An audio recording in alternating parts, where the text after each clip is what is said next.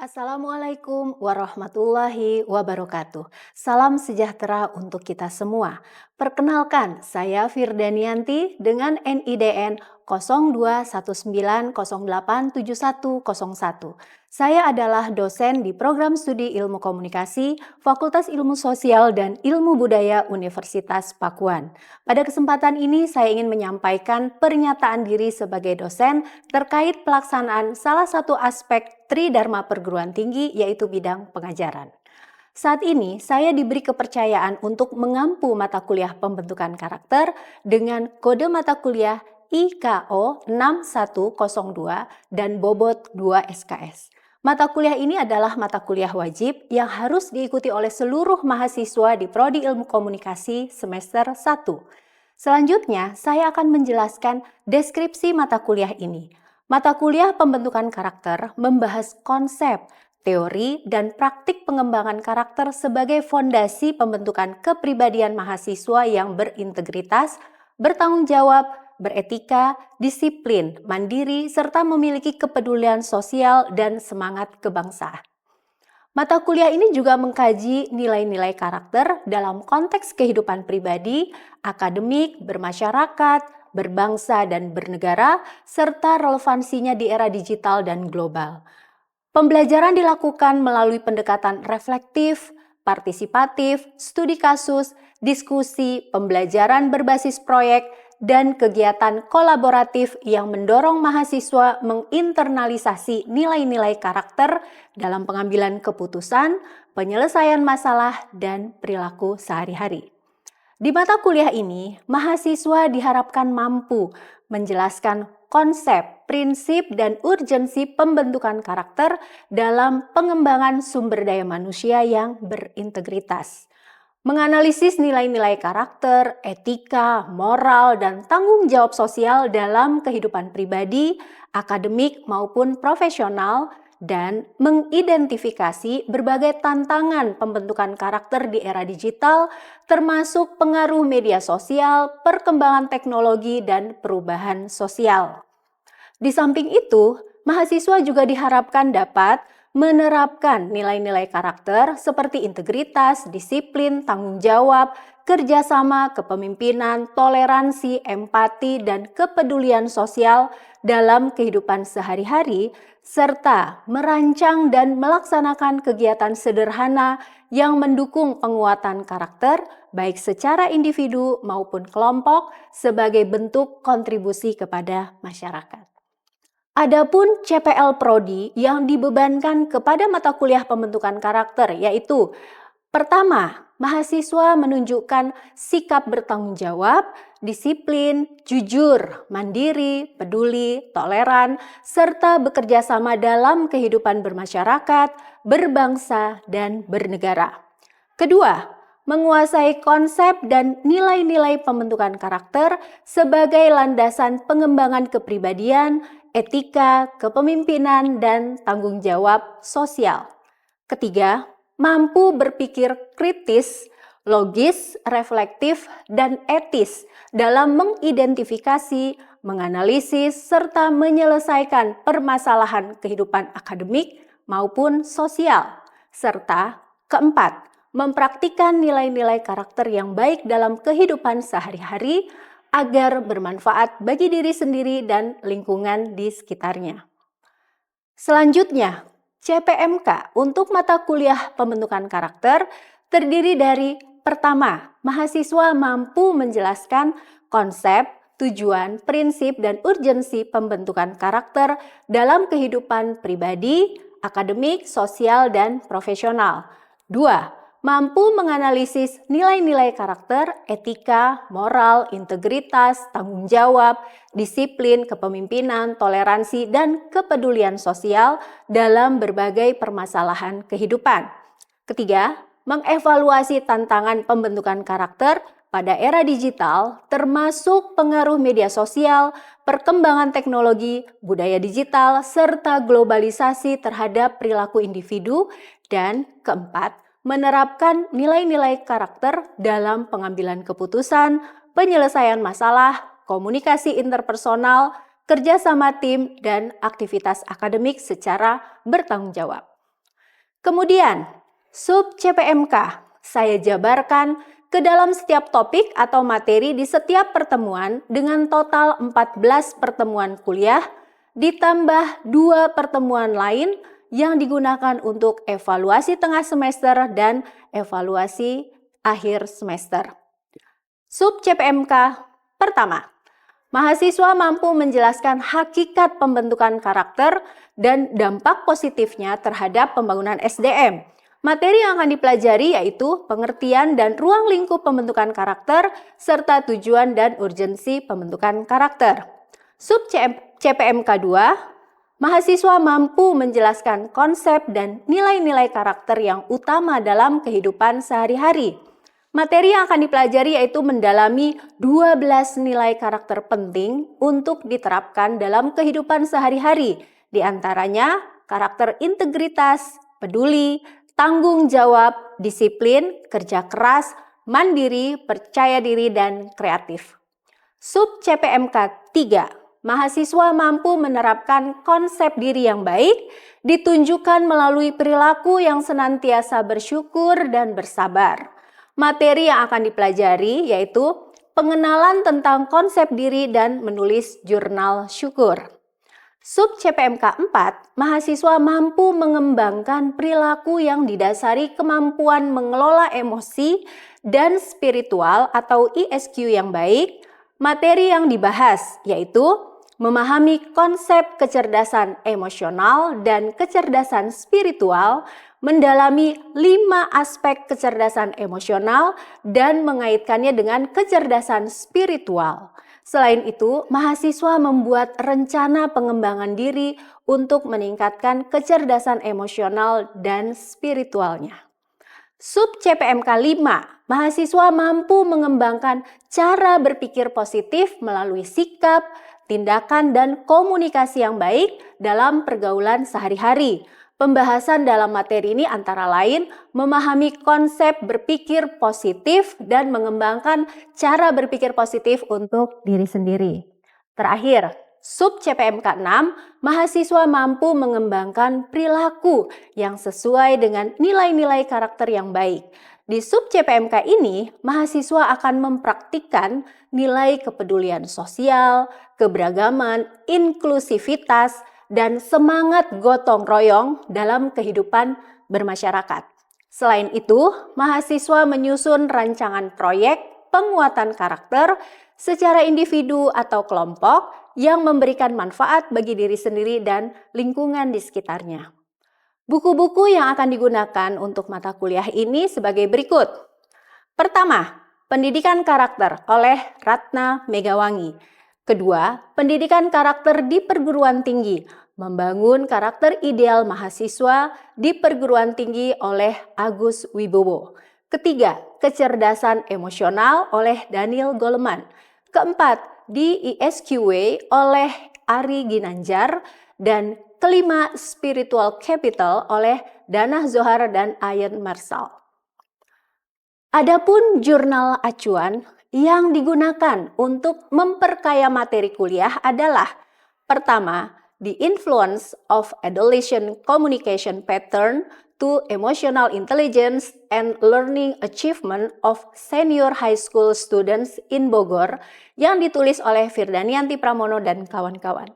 Kedua, A Systematic Literature Review, Character Education to Build Tolerance yang ditulis oleh Asima Oktavia Sitanggang dan kawan-kawan. Metode pembelajaran mengacu pada kurikulum OBE, yaitu Outcome Based Education.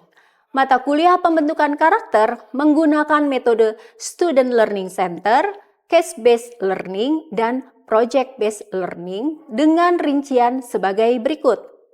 Pertama, delivery, yaitu menyampaikan dan membahas materi kuliah di setiap pertemuan, serta memberikan studi kasus dan contoh real di kehidupan nyata.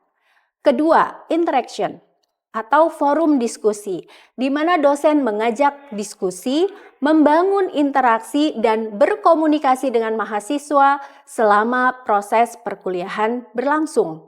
Ketiga, assessment, yaitu mengukur keberhasilan pembelajaran atau penilaian atas pencapaian mahasiswa secara objektif melalui tugas individu, tugas kelompok, dan proyek.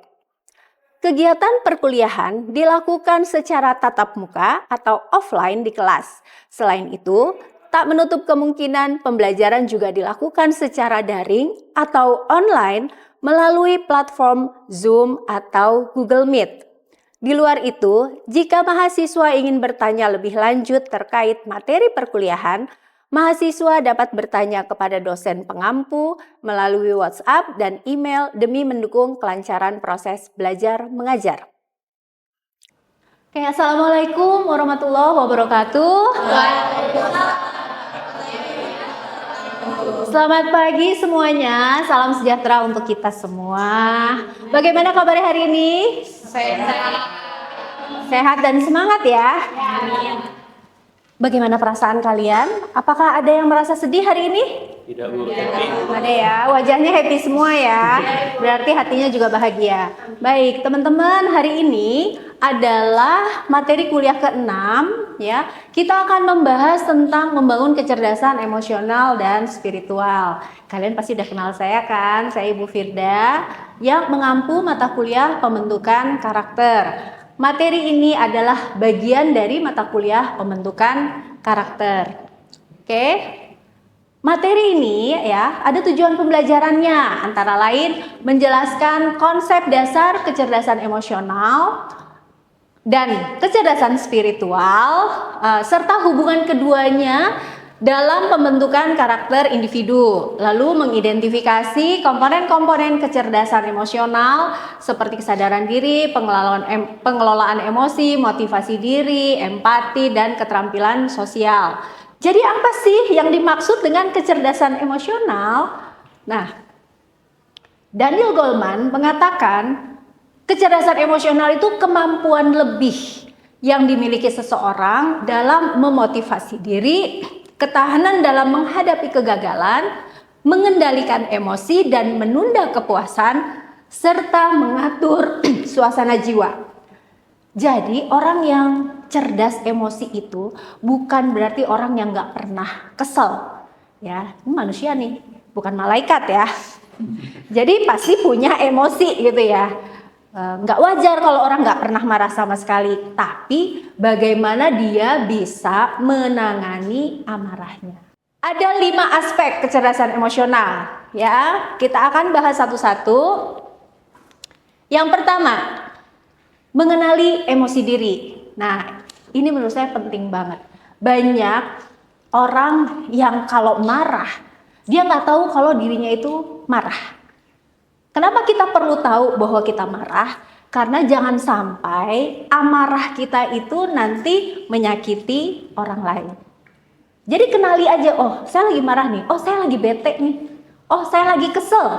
Artinya apa? Kalau kita dalam kondisi seperti itu, maka ya kita harus bisa menahan kata-kata supaya tidak menyakiti perasaan orang lain, gitu ya. Jadi kemampuan mengenali emosi diri ini adalah bagaimana kita mengetahui perasaan sewaktu perasaan itu terjadi. Jadi ketika kita marah, kita tahu kalau kita lagi marah. Jangan sampai nih, ya kita sebetulnya marah tapi kita ketawa-tawa gitu. Atau sebenarnya kita lagi sedih, tapi ekspresi kita tidak menunjukkan kesedihan. Teman-teman tahu film Joker? Joker itu kan sebenarnya orang yang mengalami banyak trauma. Dia itu kan dalam keadaan marah sebetulnya, makanya dia sampai melakukan perbuatan jahat kepada orang lain. Tapi bagaimana ekspresinya? Senyum. Dia selalu tertawa, dia selalu senyum. Artinya apa? Dia nggak mengenali bahwa sebetulnya dia itu marah gitu.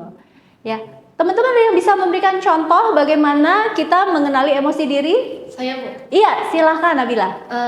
Kayak contohnya tuh misalnya saya nih, Bu, lagi marah menggebu-gebu, tuh saya langsung sadar karena saya bisa mengenali emosi saya sendiri. Ih, bagus, betul banget. Kalau udah gitu, apa yang akan kamu lakukan? Memaafkan orang yang bikin saya marah. Oke, sebelum memaafkan mungkin kita cooling down dulu ya. Kita menenangkan diri. Kan nggak mudah juga kan maafin orang yang udah membuat kita marah, iya nggak sih? Ya kan? Nah, tuh. Oke, kita bukan malaikat ya teman-teman. Yang kedua, mengelola emosi. Ini nggak kalah susahnya menurut saya. Tapi coba deh, kalian pernah nggak lihat orang yang kelihatan tenang gitu ya?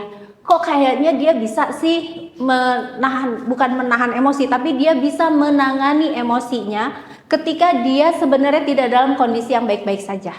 Nah, menurut saya itu bagus sekali. Ya, jadi kemampuan seseorang untuk menangani perasaan agar perasaannya dapat terungkap dengan baik.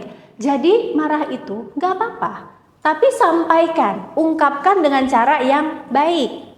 Ada yang bisa memberikan contohnya? Silakan. Rindu mau memberikan contoh? Kalau mau nanya boleh nggak, Bu? Boleh.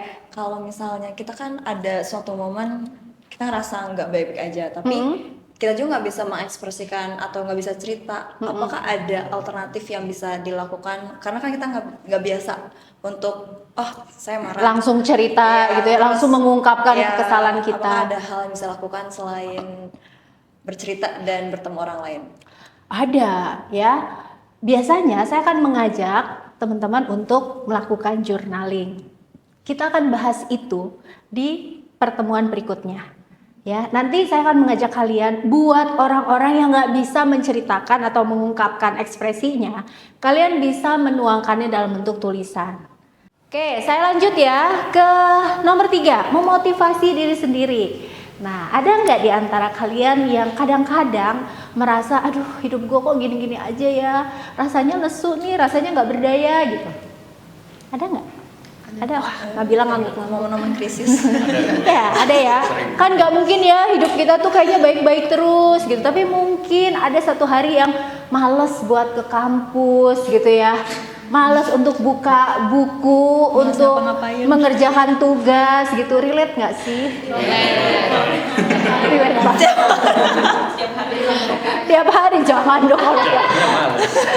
Berarti kalau saya punya tips, kalau tiap hari merasa begitu, ya lakukan afirmasi positif kepada diri sendiri sebelum berangkat ke kampus, sebelum berangkat kuliah. Katakan pada diri sendiri di depan cermin, ya. Hari ini saya akan baik-baik saja dan semua akan berjalan dengan lancar. All is well. Ya, katakan seperti itu pada diri sendiri. Itu namanya afirmasi positif. Untuk apa? Ini loh, untuk memotivasi diri sendiri. Yang keempat, mengenali emosi orang lain. Teman-teman, ini juga penting ya. Sekarang ini banyak kasus apa? Kekerasan dalam pacaran. Kalian ngikutin nggak sih? Ya, itu karena apa? Karena dalam membangun hubungan kita nggak tahu emosi orang lain. Kita nggak tahu apakah orang itu sedih, ya, kesal atau marah ke kita, gitu. Jadi harusnya kan kita bisa mengimbangi ya. Ketika teman kita nih lagi marah, ya kita jangan ikutan marah. Ya, katanya kan kalau api bersama api itu akan menjadi kebakaran gitu ya. Nah, jadi kalau teman kita lagi marah, kita harus bisa menenangkan kayak gitu. Yang kelima, terakhir, yaitu membina hubungan. Teman-teman, ini ditaruh di akhir bukan berarti ini yang nggak penting. Justru menurut saya ini penting banget. Membina hubungan. Jadi, ciri orang yang kecerdasan emosionalnya tinggi adalah orang yang mampu mengembangkan ya, membuat hubungan dengan orang lain sebaik-baiknya. Orang yang biasanya nih, orang yang emotional quotientnya tinggi, dia itu gampang dapat teman gitu. Jadi dia punya kemampuan interpersonal yang baik. Ya, kenapa dia bisa mudah mendapatkan teman? Karena dia dapat membaca situasi tadi. Ya, dia tahu nih, oh temennya kayaknya lagi nggak baik-baik saja. Maka dia tanya gitu, kamu lagi kenapa sih? Kayaknya kamu hari ini lagi suntuk ya. Jadi orang merasa nyaman sama dia. Ya, jadi kata kuncinya adalah merasa nyaman. Ada yang mau bertanya sampai di sini? Ridwan, Iya, silakan Ridwan. jadi kan berdasarkan penjelasan Ibu tuh Ridwan tuh jadi tersadar Bu, ternyata kecerdasan emosional itu penting banget ya Bu. Betul. Tapi Bu, menurut Ibu mana sih Bu yang paling penting, kecerdasan emosional, intelektual, atau kecerdasan emosional Bu? Oke, sebetulnya semuanya penting ya. Kecerdasan intelektual penting, kecerdasan emosional juga penting. Tapi mereka tuh punya peran yang berbeda. Kecerdasan intelektual itu kalian butuhkan dalam mengerjakan tugas-tugas misalnya. Kecerdasan emosional kalian butuhkan untuk membangun hubungan dengan orang lain. Nah, teman-teman, bedanya nih ya. Tadi Ridwan tanya, mana yang lebih penting?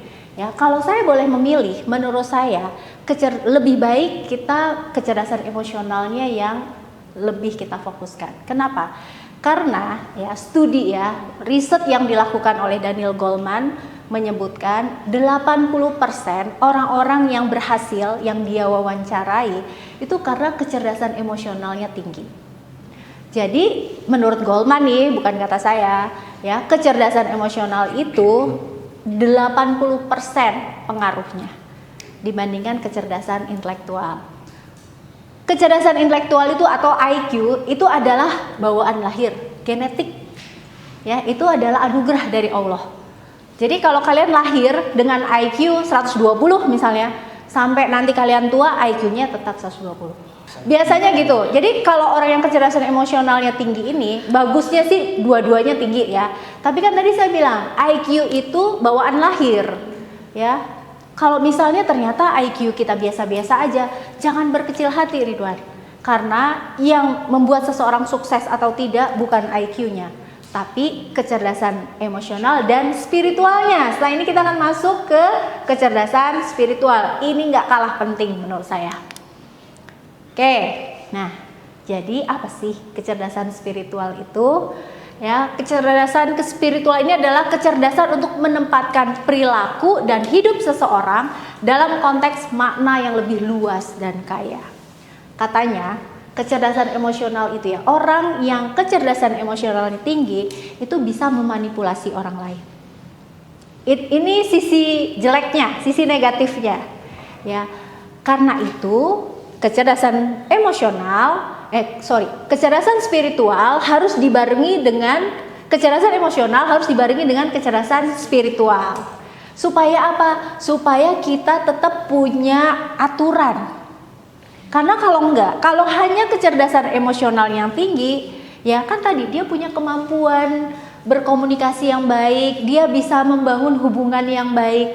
Bisa disalahgunakan nggak? Bisa. Ya. Dia bisa memanfaatkan orang lain untuk mencapai tujuannya. Jadi dari buku yang saya baca tadi ya, ISQ yang ditulis oleh Ari Ginanjar Agustian, dia mengatakan SQ merupakan landasan yang diperlukan untuk memfungsikan IQ dan EQ secara efektif. Jadi tadi orang yang IQ-nya tinggi, EQ-nya tinggi, ini belum tentu jadi orang yang baik gitu. Tapi kalau SQ-nya juga bagus, maka insya Allah hidupnya akan berhasil, gitu ya.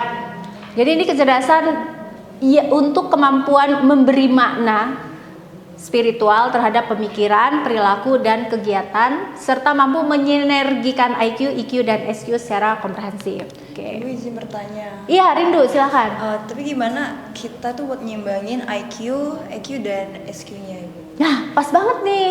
Nah, ini jawabannya ya. Jadi saya mengibaratkan IQ, EQ, dan SQ itu seperti segitiga ini. Ya, yang kalian lihat di depan. IQ itu yang akan mendorong kita untuk melakukan kinerja yang baik.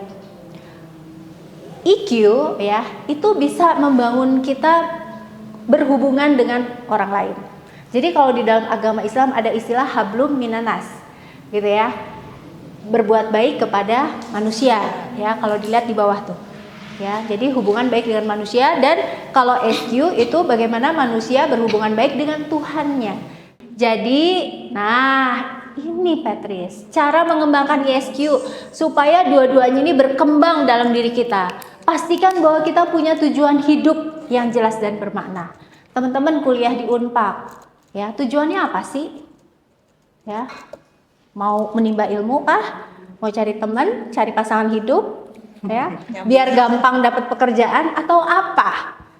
Tentukan tujuannya. Kalian yang harus menentukan sendiri. Tapi kalian harus punya tujuan yang bermakna. Tujuan yang bermakna itu yang apa?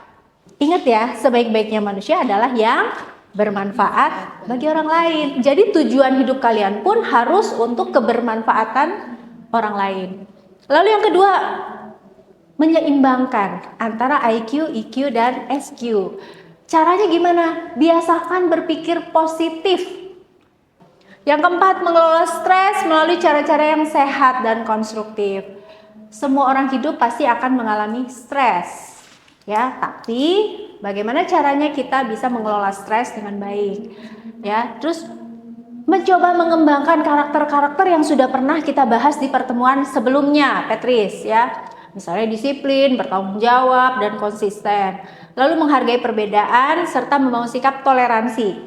Tadi ya, kalau orang yang spiritual quotient-nya tinggi, dia akan lebih toleran kepada orang lain. Yang terakhir, mengimplementasikan nilai-nilai karakter dalam kehidupan sehari-hari. Ya, yang sudah kita pelajari di pertemuan-pertemuan sebelumnya ada 12 karakter. Nah, jadi apa yang bisa kita simpulkan dari pertemuan hari ini? Ada yang iya, silakan Sri. Silakan Sri. Kalau aku dengar dari penjelasan ibu dan tadi, kesimpulan yang digambarkan itu kecerdasan emosional dan spiritual atau disebut ESP itu merupakan proses pengembangan kemampuan seseorang untuk mengenali, memahami, mengelola dan mengekspresikan emosi secara tepat, sekaligus membangun kesadaran akan nilai, makna hidup, integritas, dan juga tanggung jawab moral dalam setiap tindakan. Terus juga ESQ ini tuh tidak hanya orientasi pada pencapaian akademik atau profesional, tapi juga untuk membentuk pribadi yang lebih matang lagi secara emosional, bijaksana dalam mengambil keputusan serta memiliki kepedulian sosial. Wow, keren sekali Sri. Tepuk tangan dong buat Sri. Terima kasih ya, simpulannya bagus sekali. Ya teman-teman, jadi apa yang disampaikan Sri itu betul ya, bahwa hidup kita ini harus selaras antara IQ, EQ, dan SQ. Jadi kalian mau menerapkannya nggak dalam kehidupan sehari-hari? Mau. Setelah hari ini ya harus lebih percaya diri ya dan berusaha untuk membuat hidup kalian menjadi lebih baik lagi. Baiklah, nah biar kalian lebih memahami dan bisa lebih mendalami apa itu ESQ, jadi saya akan berikan tugas kecil buat kalian ya. Teman-teman silahkan membuat rencana pengembangan diri yang memuat langkah-langkah konkret untuk meningkatkan kecerdasan emosional dan spiritual dalam kehidupan sehari-hari. Tadi kan saya udah kasih tahu tuh ya cara untuk mengembangkan ESQ. Nah, teman-teman coba dijabarkan ya. Tujuan hidupnya apa tadi? Mulai dari situ ya. Setelah lulus saya mau ngapain? Apakah saya mau melanjutkan S2, mau kerja, atau mungkin mau membantu orang tua membangun usaha misalnya. Terus minggu depan di pertemuan berikutnya kita akan bahas ya tugas kalian, kita diskusikan di kelas. Dan untuk materi berikutnya ini nggak kalah menarik ya, kita akan mempelajari tentang growth mindset. Ini akan ada hubungannya, jadi nanti setelah kita diskusikan apa yang sudah kalian rencanakan, saya akan masuk ke materi growth mindset atau pola pikir berkembang. Ya, karena pola pikir berkembang ini yang akan menjadi kualitas dasar seseorang dan ini bisa diolah terus-menerus sepanjang hayat. Oke, sampai di sini pertemuan kita. Apakah masih ada yang ingin bertanya? Cukup.